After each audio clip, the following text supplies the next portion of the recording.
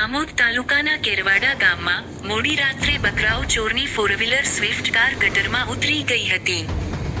ચોરીનું ભાંડું ફૂટી જતા ફોરવ્હીલર ગાડી મૂકીને ચોર ઈસમો ફરાર થઈ ગયા હતા. કેરવાડા ગામના સરપંચ દ્વારા સરપંચે સતર્કતા દાખવી આમોદ પોલીસને જાણ કરી હતી.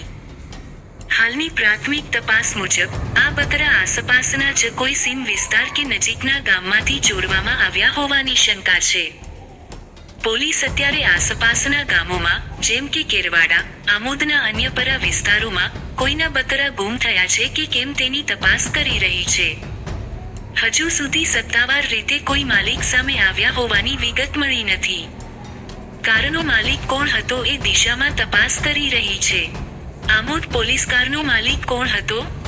કાર પર નંબર પ્લેટ ન હોવાથી માલિકની ઓળખ કરવી થોડી જટિલ છે.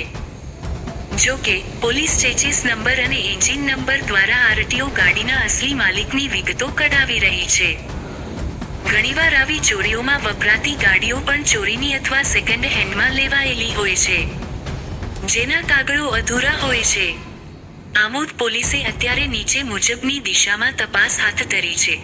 કારમાંથી મળેલા પુરાવાઓ, બિયર અને અન્ય સામાન દ્વારા આરોપીઓનું પગેરું મેળવવું.